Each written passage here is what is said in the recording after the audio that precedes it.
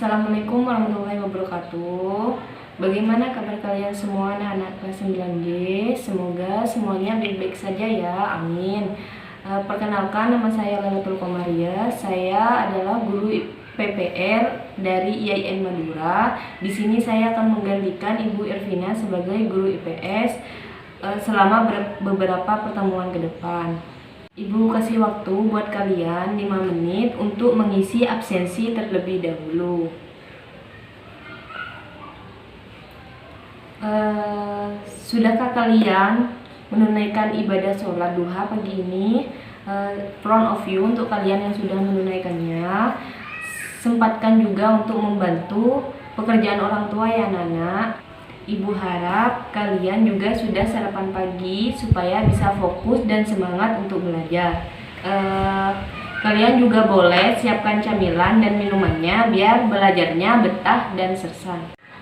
Ibu berharap dan berdoa semoga kita masih mendapatkan kesehatan dan tetap bersama untuk kembali belajar IPS di tengah kondisi pandemi COVID-19 yang tengah melanda negara kita tercinta. Mari kita berdoa terlebih dahulu sebelum memulai pelajaran agar pelajaran kita berjalan dengan lancar serta membawa manfaat. Berdoa dimulai. Berdoa selesai. Masih ingatkah kalian pada materi yang lalu tentang dinamika penduduk di benua Amerika dan benua Eropa? Apa kalian ingat tentang dinamika penduduk benua Amerika? Bahasa apa yang digunakan oleh negara-negara yang ada di benua Amerika? Lalu bagaimana tingkat kesehatan penduduk di benua Eropa?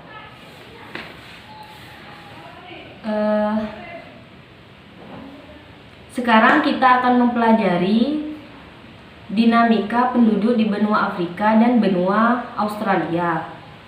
Yang pertama, kita akan mengidentifikasi jumlah penduduk di benua Afrika dan benua Australia. Yang kedua, menjelaskan laju pertumbuhan penduduknya. Yang ketiga, persebaran penduduknya. Yang keempat, komposisi berdasarkan usia dibagi menjadi dua, yaitu produktif dan non-produktif.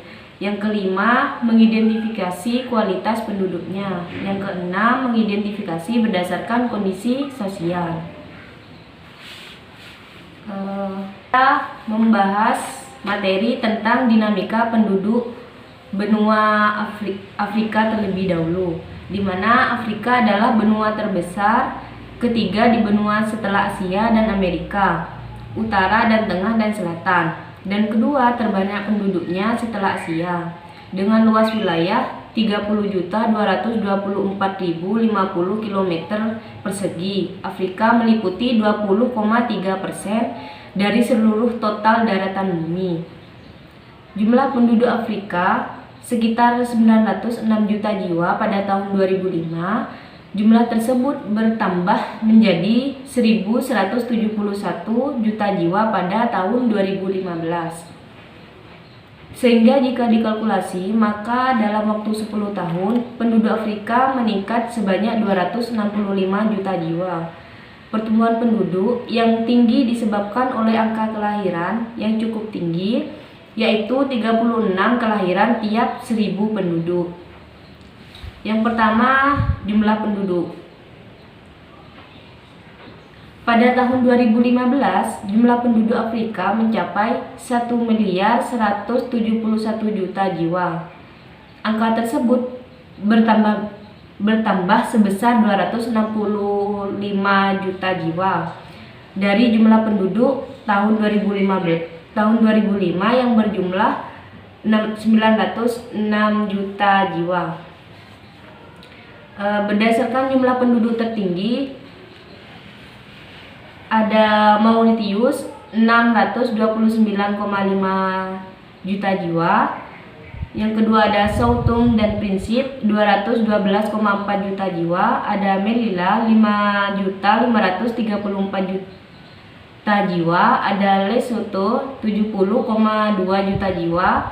Ada Nigeria 161,5 juta jiwa. Berdasarkan jumlah penduduk terendah, Ada Somalia 15,4 juta jiwa, ada Gabon 5,6 juta jiwa, ada Sahara 1,5 juta jiwa, ada Mauritania 3,0 juta jiwa. Yang kedua, laju pertumbuhan penduduk. Laju pertumbuhan penduduk di sini sangat tinggi, yaitu 2,5% per tahun.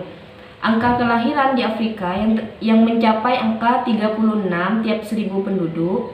Angka kematian penduduk Afrika juga besar, yaitu mencapai 10 jiwa tiap 1000 penduduk. Contoh negaranya yaitu Afrika Tengah, Kongo, dan Zambia. Di sini ada dampak negatif dan positif, di mana dampak negatifnya jumlah penduduk yang tinggi di Afrika menyebabkan persaingan setiap orang untuk mendapatkan pekerjaan juga semakin besar. Jika tenaga kerja yang ada tidak sebanding dengan lapangan pekerjaan yang tersedia, menyebabkan tingkat pengangguran semakin tinggi. Dampak lain, munculnya permukiman kumuh yang menjadi tempat tinggal bagi orang-orang yang tidak memiliki pekerjaan. Dampak positifnya, dengan besarnya tumbuhan penduduk, maka kegiatan perekonomian di Afrika dapat terus berjalan, seperti kegiatan produksi di pabrik yang memproduksi suatu barang. Hal ini berkaitan dengan sumber daya manusia yang berlimpah, sehingga berpengaruh pada tingkat produksi. Dampak positif lainnya dari besarnya jumlah penduduk Afrika dalam bidang ekonomi adalah lapangan pekerjaan atau kesempatan bekerja yang semakin besar. Sebabnya semakin banyak penduduk, maka semakin banyak juga orang yang bisa menciptakan lapangan pekerjaan baru untuk orang lain. Yang ketiga, persebaran penduduk. Wilayah tertentu hampir tidak berpengaruh, yaitu di wilayah gurun. Wilayah dengan kepadatan tinggi terdapat di bagian Afrika Utara, sebagian Afrika Barat, bagian timur Afrika Selatan, sepanjang lembah Sungai Nil, dan seterusnya. Contoh negara padatnya ada Maroko, Nigeria, Republik Afrika Selatan. Yang keempat, komposisi berdasarkan usia produktif dan non-produktif dan contoh negaranya, di mana usia produktif di sini 30% dan tidak produktif 70%. Yang keempat, komposisi berdasarkan usia produktif dan non-produktif dan contoh negaranya. Di Afrika sendiri cenderung 70% usia tidak produktif dan 30% usia produktif. Komposisi penduduk bisa digambarkan lewat piramida. Biasanya piramida memuat pengelompokan penduduk berdasarkan umur dan jenis kelamin. Dilansir dari komposisi penduduk 2010, piramida penduduk terdiri dari 3 jenis, yaitu piramida ekspansif, piramida stasioner, piramida konstruktif. Di mana piramida ekspansif di sini menunjukkan penduduk di suatu wilayah berada dalam keadaan tubuh. Piramida seperti ini menunjukkan bahwa jumlah penduduk usia muda lebih besar, berarti angka kelahiran tinggi dan tingkat kematian bayi rendah. Contohnya seperti Nigeria, Senegal, dan Somalia, Kamerun. Piramida stasioner, piramida ini menunjukkan jumlah penduduk usia muda hampir seimbang dengan penduduk usia tua, contohnya Mesir. Yang piramida konstruktif, piramida ini menunjukkan tingkat kelahiran yang rendah dan tingkat kematian sangat tinggi. Jadinya pertumbuhan penduduknya itu rendah. Contohnya itu negara Aljazair. Yang kelima, kualitas penduduk. Kualitas penduduk Afrika umumnya relatif rendah. Berdasarkan kriteria Human Development Index, beberapa negara memiliki kualitas penduduk yang tinggi seperti Aljazair dan Tunisia. Negara yang berkualitas penduduknya tergolong sedang, antara lain Mesir, Afrika Selatan, dan Namibia. Negara dengan kualitas penduduk rendah diantaranya adalah Sudan, Ethiopia, Kenya, dan Cek. Kualitas penduduk adalah tingkat atau taraf kehidupan penduduk yang berkaitan dengan kemampuan dalam pemenuhan kebutuhan seperti pendidikan, kesehatan, dan pendapatan. Di mana pendidikan di sini kualitas penduduk di bidang pendidikan benua Afrika rendah karena sebagian besar penduduknya rata-rata berpendidikan yang rendah. Di sini ada kesehatan, tingkat kesehatan. Penduduk benua Afrika tergolong masih rendah karena sebagian besar penduduk Afrika belum menyadari tentang pentingnya kesehatan serta kurangnya infrastruktur yang mendukung. Tingkat pendapatan di sini masih rendah karena sebagian besar penduduk Afrika tidak mempunyai pekerjaan tetap. Yang keenam, berdasarkan kondisi sosial, di mana di sini ada pertama ada berdasarkan ras, berdasarkan agama, berdasarkan bahasa, dan berdasarkan budaya. Yang pertama berdasarkan ras. Secara garis besar penduduk Afrika digolongkan menjadi 4 kelompok besar sebagai berikut. Yang pertama ras Negro yang mendiami sebelah selatan Gurun Sahara merupakan penduduk mayoritas. Ras Negro ini terdiri atas beberapa suku bangsa seperti suku Masai, suku Kikuyu, suku Zulu, suku Sudan, dan suku Bantu. Yang kedua ada ras Caucasoid dari keturunan Arab yang mendiami Afrika Utara. Ras ini terdapat di sepanjang pantai laut tengah dan terdiri atas 2 suku bangsa, yaitu suku bangsa Semit dan suku bangsa Hamid. Yang ketiga ras Caucasoid dari keturunan Eropa dengan kulit putih. Keturunan Eropa ini jumlahnya sedikit dan banyak tinggal di Afrika Selatan. Yang keempat, suku pribumi merupakan penduduk asli yang banyak tinggal di daerah-daerah pedalaman. Suku pribumi terdiri atas suku Pygmy di hutan Kongo, suku Bushman di Gurun Kalahari, dan suku Hottentot di Afrika Selatan. Yang kedua berdasarkan agama. Di kawasan Afrika Barat dan Utara, Islam menjadi agama yang dominan. Di kawasan Afrika Selatan, jumlah pemeluk agama Kristen lebih banyak dibandingkan Islam dan Hindu. Di kawasan Afrika Tengah, jumlah terbanyak ialah penganut kepercayaan animisme. Adapun kawasan di Afrika Timur, penganut Islam dan kepercayaan animisme hampir sama banyaknya. Agama lain yang dianut oleh penduduk Afrika ialah Yahudi dan Katolik Roma. Yang ketiga berdasarkan bahasa. Di Afrika terdapat bahasa utama yang digunakan yaitu Arab, Swahili, Swahili, dan Hausa. Diperkirakan jumlah bahasa yang digunakan mencapai 1.500 sampai 2.000 bahasa. Dari jumlah tersebut dapat dikelompokkan menjadi 4 kelompok, yaitu yang pertama Afro-Asiatica meliputi Afrika bagian utara, jumlahnya sekitar 200 bahasa. Yang kedua Nilo-Saharan mencapai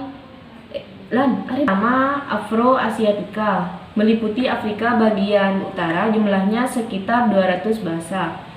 Yang kedua Nilo-Saharan mencakup wilayah tengah dan timur Afrika, jumlahnya mencapai sekitar 140 bahasa. Yang ketiga Congo-Saharan mencakup 2/3 Afrika. Sebagai cabang utama Niger Congo, jumlahnya mencapai 1.000 bahasa dengan 200 juta penutur. Bahasa Bantu di tengah, selatan, dan timur Afrika membentuk subkelompok dari cabang Niger dan Congo. Yang keempat, Khoisan mencakup bagian barat Afrika Selatan, jumlahnya sekitar 30 bahasa.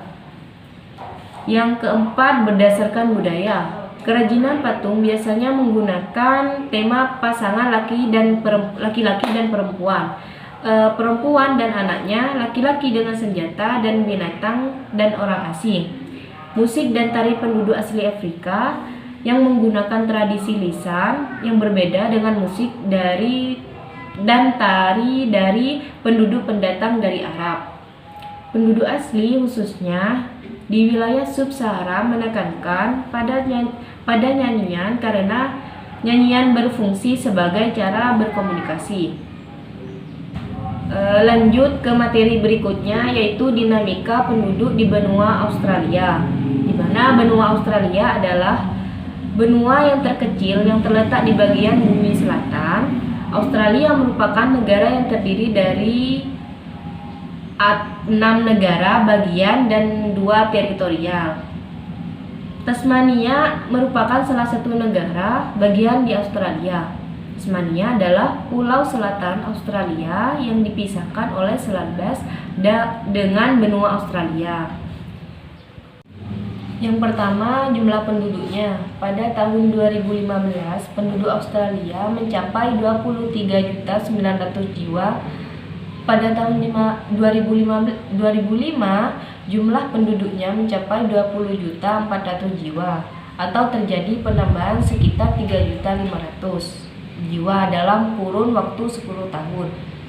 Berdasarkan jumlah penduduk tertinggi di sini ada New South Wales 7,71 juta jiwa, ada Queensland 4,83 juta jiwa, ada South Australia 1,71 juta jiwa, ada Tasmania 518.000 jiwa, ada Victoria 6,4 juta jiwa, ada Western Australia 2,64 juta jiwa.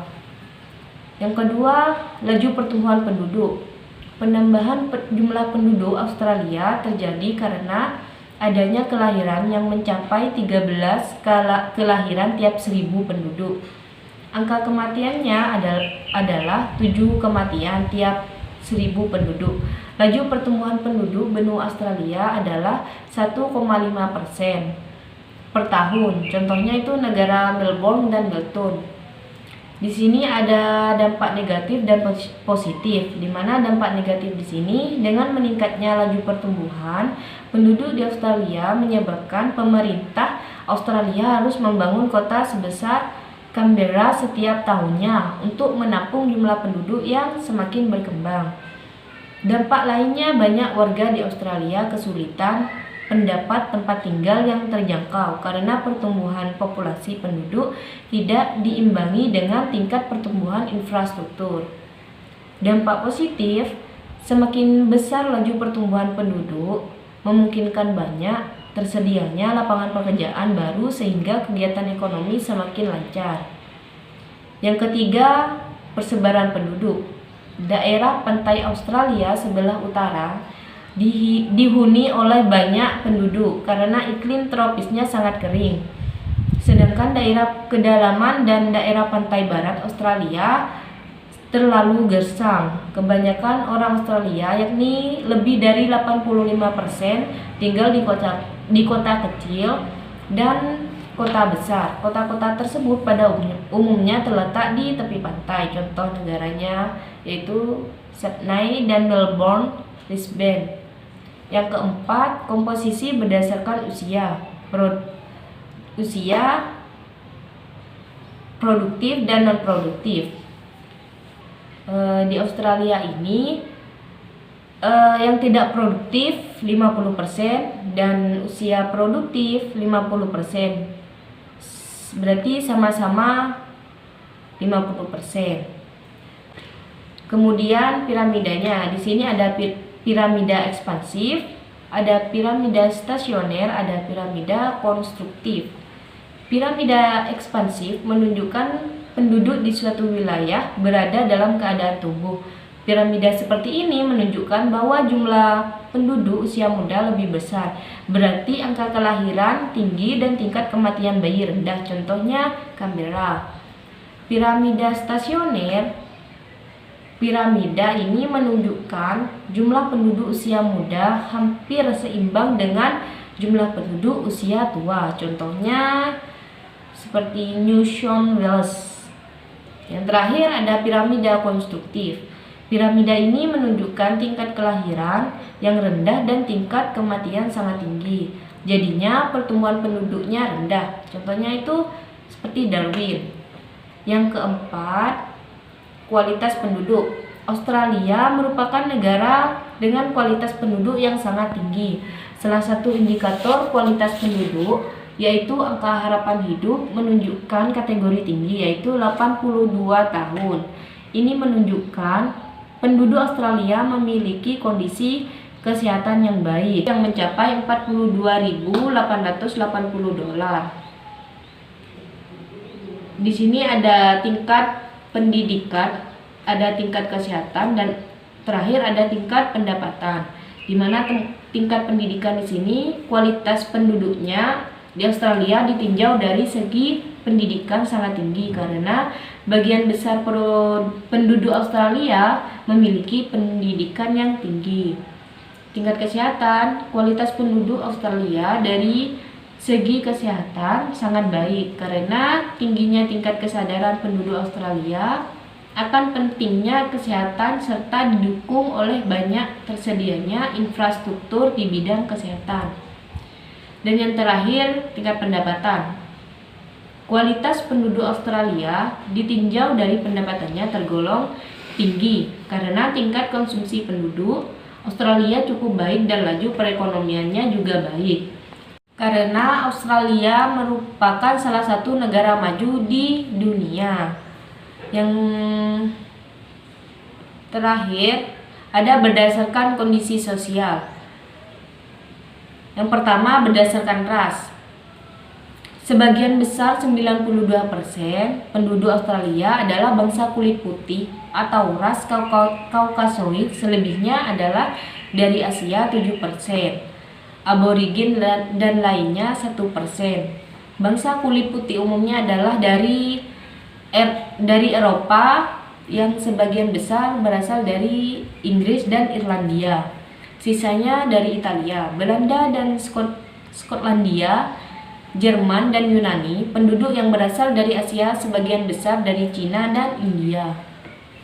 Yang kedua berdasarkan agama. Sebagian besar penduduk Australia beragama Kristen Protestan. Di sini 61,2%,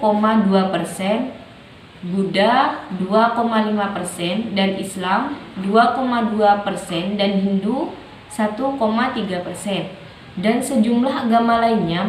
Besarnya penduduk yang beragama Kristen tidak lepas dari banyaknya penduduk Australia yang berasal dari Inggris dan negara lainnya di Eropa. Yang ketiga berdasarkan bahasa. Sebagian besar penduduk pendatang berasal dari Eropa, maka budaya Eropa tampak lebih dominan. Salah satunya adalah dalam hal penggunaan bahasa. Bahasa nasional Australia, bahasa Inggris. Semua penduduk di Australia didorong untuk menguasai bahasa Inggris. Berdasarkan budaya, di sini Australia memiliki budaya yang beragam. Budaya Australia terdiri dari budaya suku asli, yaitu suku aborigin dan penduduk Selat Torres, serta budaya suku pendatang. Setelah menyimak video pembelajaran tadi, Ibu bertanya kepada Dahlia Salsabila, apakah kamu paham dengan materi dinamika penduduk di benua Afrika dan benua Australia? Coba Doni, saya ingin bertanya ke Doni, apa yang dimaksud usia produktif dan non-produktif? Kalian bisa tanyakan materi yang belum kalian pahami lewat WA saya di bawah ini.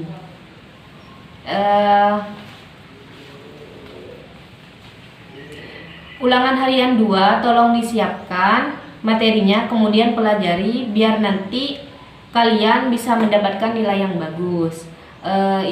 Itu saja dari saya. Semangat ibadah, semangat belajar, semangat sehat. Wassalamualaikum warahmatullahi wabarakatuh.